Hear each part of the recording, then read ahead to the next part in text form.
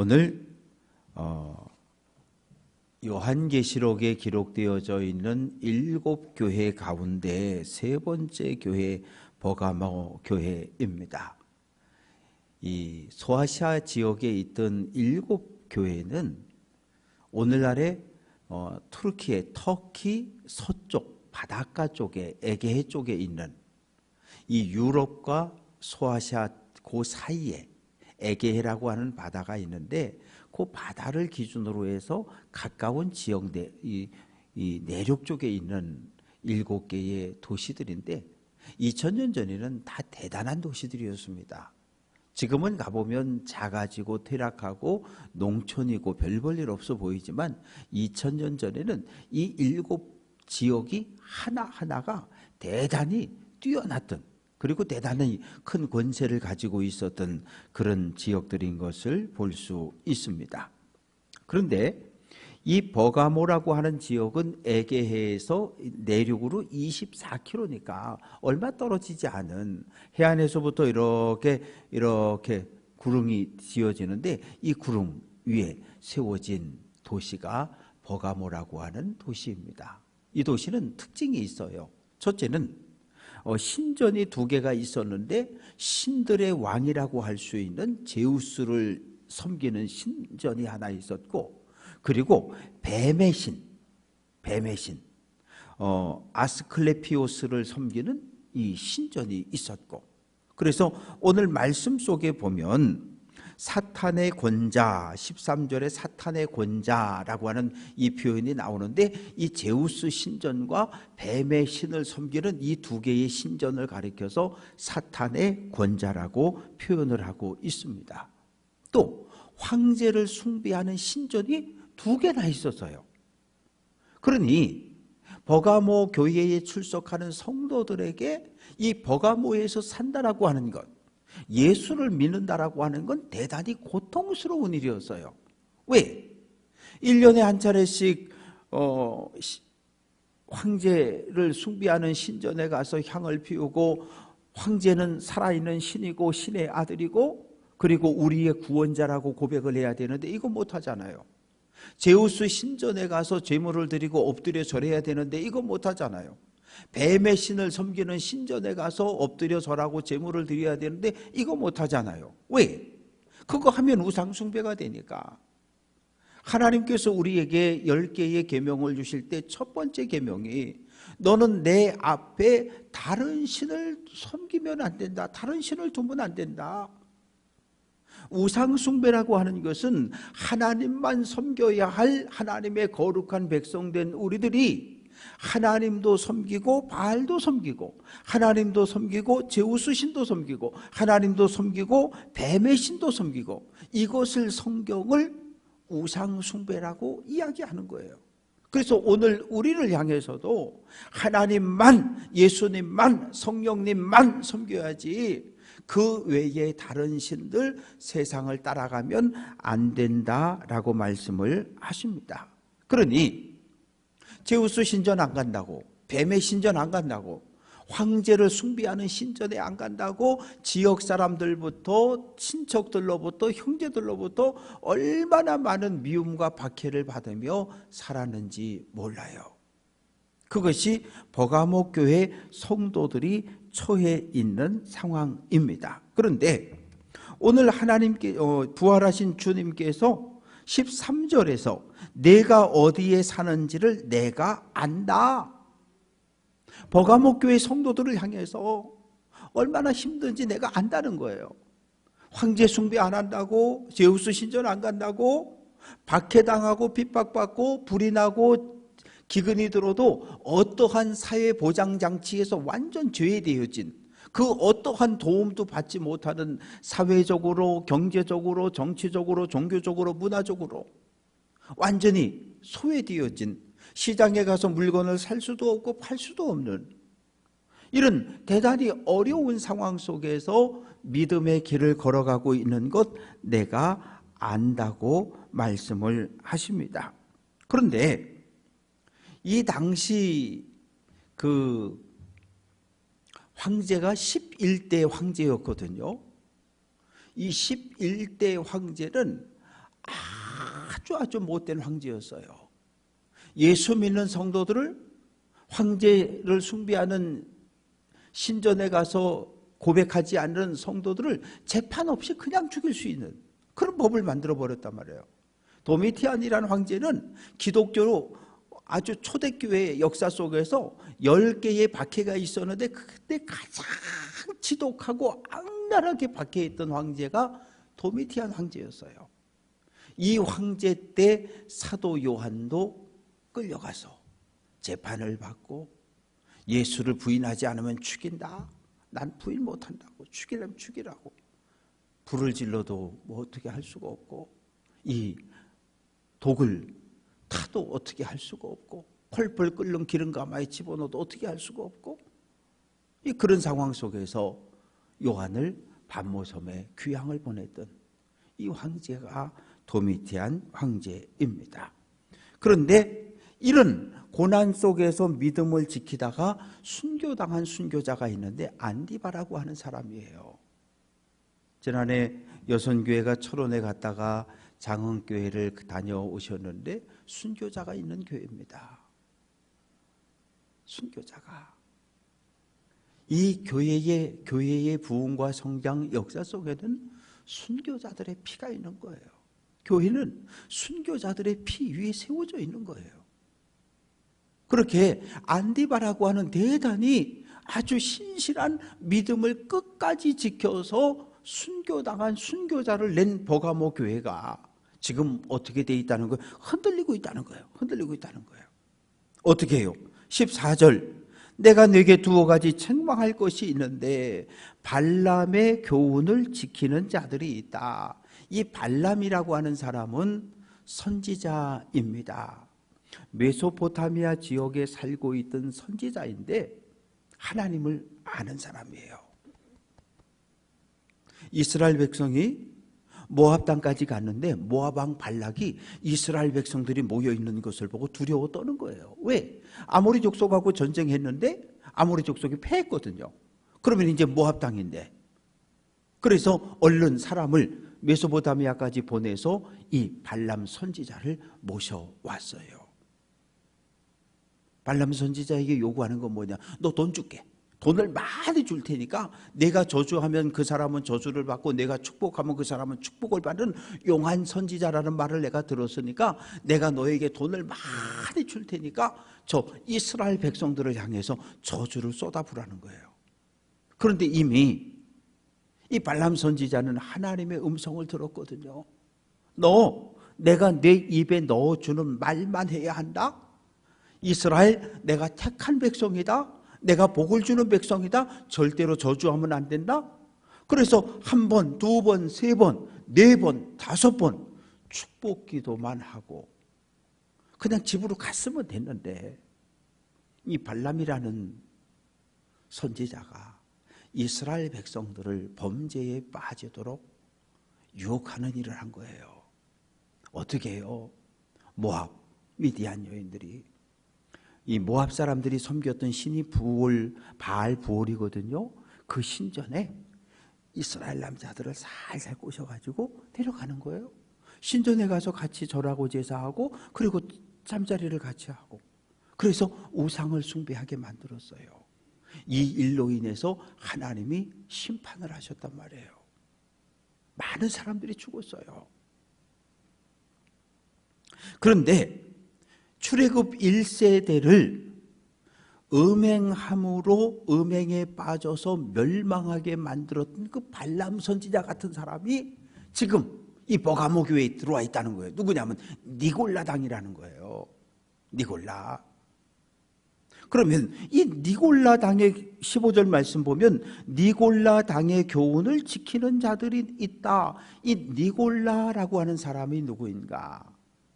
사도행전 6장을 보면 교회 안에 갈등이 생겼어요. 어떤 갈등이 생겼냐 하면 교회 안에 홀로 된 사람들이 있는데 유대교회에서는 너 교회 가지? 너 이제 지금부터 너 이제 일주일 먹을 빵 안 줘. 유대교회에서는 이 가난한 사람들에게 일주일 먹을 수 있는 빵을 줬거든요. 아니면 돈을 줬거든요. 그런데 교회 다닌다는 이유로 더 이상 이 구제에 참여를 못하게 되는 거예요. 그래서 어떡합니까? 바나바를 비롯해서 지갑을 열어서 사도들에게 헌금을 드리고 그 헌금을 가지고 가난한 사람들을 구제하는데 거기서 충돌이 생긴 거예요. 유대 예루살렘에서 태어난 본토백이 성도들하고 그리고 다른 지역에서 예루살렘에 와서 살고 있던 헬라파 유대인들 성도들 사이에 그 타지에 살다가 들어온 성도들이 보니까 저기 본토백이 히브리 과부들은 잘 챙겨주는데 우리 헬라파 과부들이 가면 이제 빵 떨어졌다고 없다고 안 주고 다른 사람들은 3개 주고 1개밖에 안 주고 이러는 것으로 인해서 갈등이 생겨졌고 그래서 사도들이 모여서 회의를 하고 우리는 기도하는 일, 말씀 전하는 일. 왜? 당시 말씀 전하면 감옥에 갇히고 매를 맞고 순교도 당했거든요. 그 위험한 거 우리가 하고 이제 7 일꾼을 뽑아서 이 구제하고 빵을 나누어 주는 이 일을 맡기겠다. 그 중에 한 사람이 유대교에서 기독교로 개종한 안디옥 사람 니골라였단 말이에요. 이 니골라라고 하는 사람은 이방 사람입니다. 그런데 유대교로 개종을 했어요. 유대교인으로 살다가 복음을 듣고 다시 기독교로 또 개종을 한 사람이에요. 그런데 7 일꾼 가운데 한 사람으로 뽑혔으니까 분명히 7 일꾼 가운데 선택되어질 땐 믿음이 좋았고 성령 충만하고 지혜로웠던 것이 맞을 거예요. 왜? 기도하고 그런 사람들을 뽑았으니까. 그런데 그 다음에 이 사람이 변질이 되어져 버린 거죠. 변질이 되어져 버린 거예요. 어떻게? 헬라 철학, 이원론을 받아들이기 시작한 거예요. 뭐예요? 교회는 거룩하고 세상은 부정한 곳이다. 예루살렘 교회에서 결정하기를 우상의 제물 먹지 말고 피 먹지 말고 목매어 죽인 것 먹지 말고 그랬는데 무슨 소리야? 다 하나님께 땡큐 감사합니다 하고 먹으면 되지. 그래서 예수 믿고 구원받았으니까 육체는 어떠한 행동을 해도 상관없다. 이런 가르침을 펼치기 시작한 거예요. 왜? 영혼은 선한 것이고 육체는 악한 거니까 우리의 구원은 영혼이 구원받았으니까 육체는 뭘 해도 상관이 없다는 거예요. 술을 마시든 담배를 피든 마약을 하든 뭘 하든 아무 상관이 없다는 거예요. 그 니골라의 가르침을 쫓는 사람들이 모여들기 시작해서 그게 하나의 그룹이 만들어진 거예요. 안디옥에 있었을 뿐만 아니라 에베소에도 버가모에도 그런 사람들이 이 자기들의 영향력을 펼치고 있었는데 버가모에도 이 니골라의 영향을 받는 사람들, 추종하는 사람들이 생겨났다는 거예요. 그것이 오늘 버가모 교회를 향한 부활한 예수님의 책망입니다. 그래서 16절 회개해라. 회개하지 않으면 내가 내게 속히 가서 내 입의 검으로 그들과 싸우겠다. 회개하라고 하는 건 기회가 있는 거예요. 회개하세요. 이건 기회가 있는 거예요. 왜? 하나님은 오래 참으시는 분이 맞아요. 오래 참으시는 분은 맞는데 영원히 참는 분은 아니신 거예요. 노아 시대에도 오래 참으셨어요. 그리고 안 되겠다 싶으니까 심판을 하셨단 말이에요.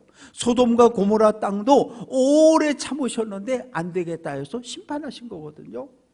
하나님의 오래 참음을 오해하면 안 돼요. 내가 죄를 지어도 하나님은 절대로 나를 사랑하시기 때문에 절대 나를 심판 안 하실 거야? 아니요, 그렇지 않아요. 하나님은 심판하셔요. 오래 참지만 끝까지 참는 분은 아니셔요. 그래서 경고하는 거예요. 버가모 교회에 있는 성도들아, 너희들 가운데 니골라의 거짓 가르침, 거짓 진리를 따르는 사람들아, 즉시 회개해. 회개하고 돌이키면 용서해 줄 거고, 그렇지 않으면 내가 검을 들고 간다. 이 검이라고 하는 건 말씀의 검입니다. 이 히브리서 4장 12절 말씀 보면 하나님의 말씀은 살아있고 활력이 있어 좌우의 날선 어떤 검보다도 예리하여 혼과 영과 및 관절과 골수를 찔러 쪼개기까지 하며 또 마음의 생각과 뜻을 판단한다고 말씀하고 있어요. 내가 예수님의 입에서 나오는 말씀은 살리기도 해요.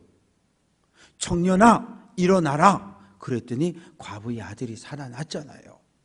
달리다 굼 소녀야 일어나라 야이로의 딸이 살아났잖아요. 그런데 예수님 입에서 나오는 말씀은 심판의 말씀이 되기도 해요.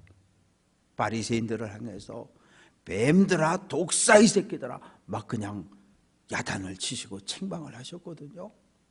예수님의 입에서 나오는 말씀은 살리기도 하고 심판과 죽이기도 하는 능력의 말씀입니다. 그래서 버가모 교회를 향해서 회개하라고 촉구를 하고 있습니다. 17절 말씀 보면 귀 있는 자는 성령이 교회들에게 하시는 말씀을 들을지어다. 이 교회 공동체에 주는 말씀이기도 하지만 결단은 개개인이 해야 되는 거예요. 말씀을 들은 한 사람 한 사람이 그 주님의 말씀에 순종할 것인가 불순종할 것인가를 결단해야 되는 거예요.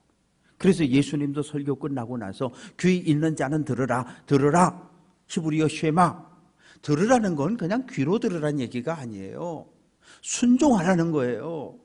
하나님의 말씀을 하나님의 음성으로 들었으면 순종하라는 거거든요. 이게 듣는 거예요.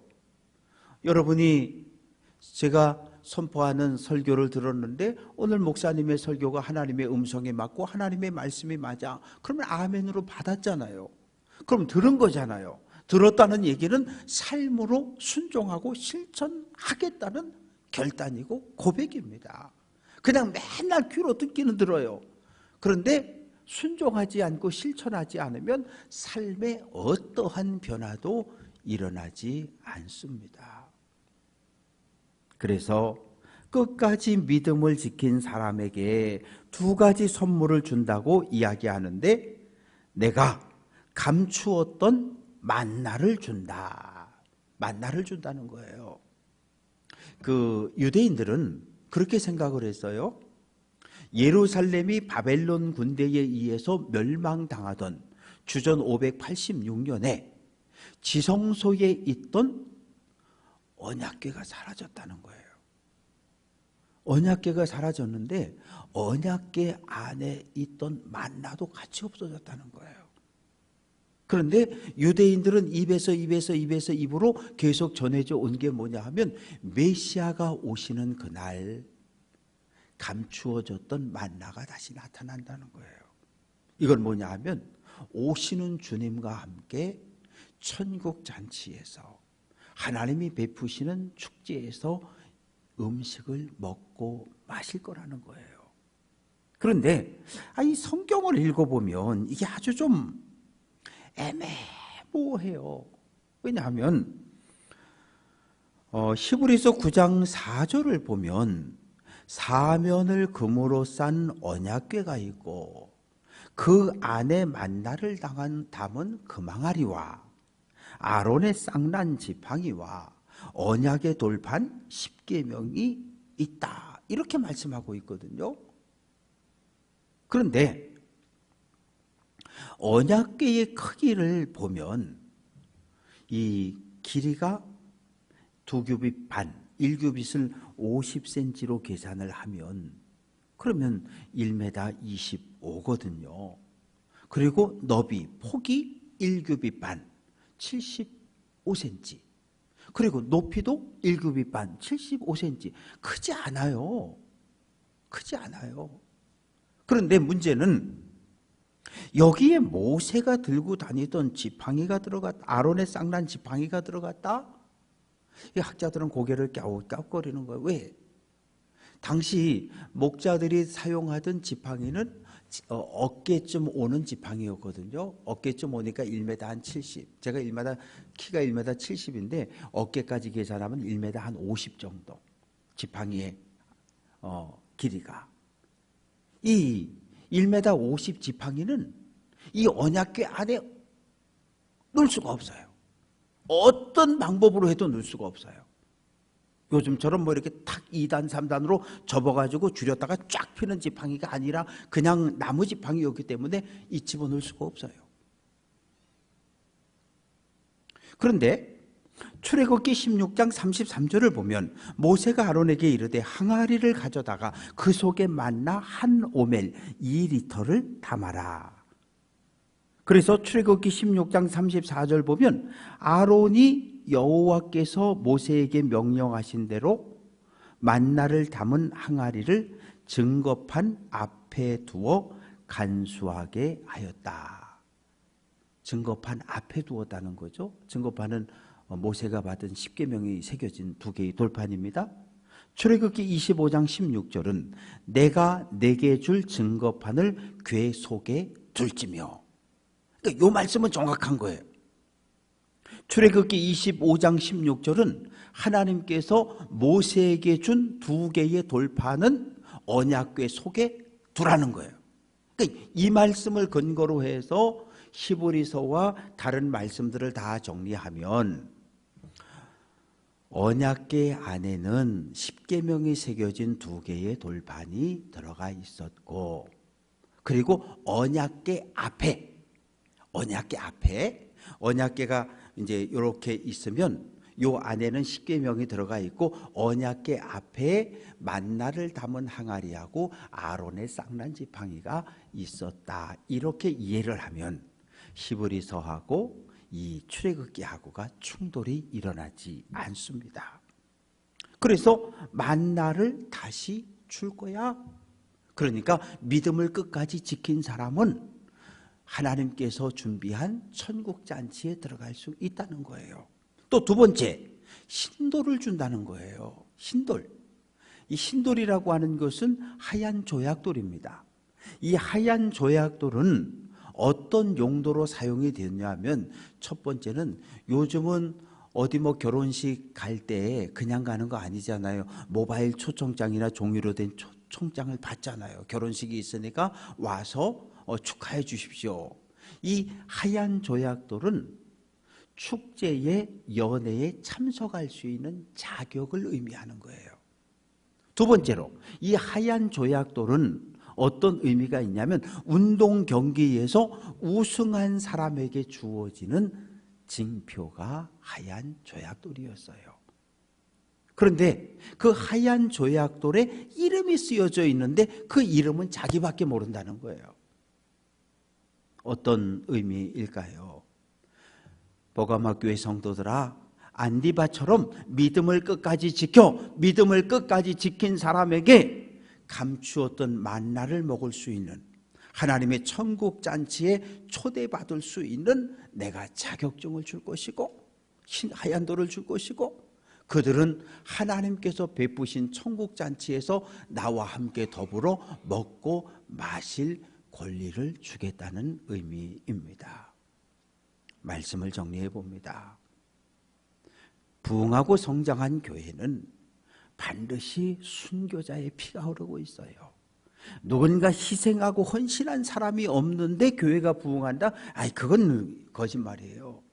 교회 역사를 보면 정말 온몸을 다해서 희생하고 헌신한 믿음의 선배들이 있었기 때문에 교회는 부흥하고 성장하는 역사가 일어난 거예요. 그런데 안타깝게도 버가모 교회는 순교자를 배출한 교회였지만 거짓 교사 이단의 유혹에 넘어가서 흔들려 버린 교회예요. 많은 사람들이 이리 끌려갔다 저리 끌려갔다. 그래서 그 버가모 교회를 향해서 주님께서 책망하는 말씀, 칭찬의 말씀과 함께 책망의 말씀을 주고 있습니다. 이 말씀을 우리 교회에 적용해 보면 어떡할까요? 올해 이제 우리 교회가 49년이 됐잖아요. 이렇게 짧은 시간에 이렇게 큰 교회로 성장하는 거 쉬운 일 아니에요. 결코 쉬운 일 아닙니다. 정말 놀라운 일이에요. 대단한 일이에요. 분명 시대마다 헌신하고 희생했던 믿음의 선배들이 분명히 있었어요. 그런데 때로는 우리 교회도 흔들렸어요. 다툼이, 갈등이, 소송이, 참 그런 아픔을 우리가 겪었어요. 그리고 다시 하나가 된 교회. 이 보통은 교회가 싸우면 그냥 나가거든요. 나가요. 근데 우리는 안 나갔어요. 뭐 떠나신 분들도 있지만 이제 우리가 해야 할 일은 다시 회복하고 평화의 공동체를 세워가고 믿음의 선배들이 그랬던 것처럼 주님의 몸된 교회를 견고하게 세워가는 이 일이 책무가 우리에게 주어졌어요. 연세 드신 권사님들은 교회를 세우는 일에도 열심을 내셨던 분이고 갈등과 다툼 속에서 가슴을 치며 아파하며 눈물을 흘려 기도하셨던 분들이고 또 오늘도 우리 교회가 다시 한번 회복과 성장과 평화의 공동체를 회복하기를 간절히 기도하고 바라는 분들입니다. 바라고 소망하는 것은 하나님이 보시기에 좋은 교회는 모두가 목회자로부터 모든 성도들이 하나님의 말씀에 아멘으로 순종하는 교회가 하나님 보시기에 좋은 교회예요. 하나님께서 오늘 이 시대 우리에게 맡겨주신 모든 일들을 기쁨으로 잘 감당할 수 있는 귀한 성도들 될 수 있기를 주님의 이름으로 축원합니다.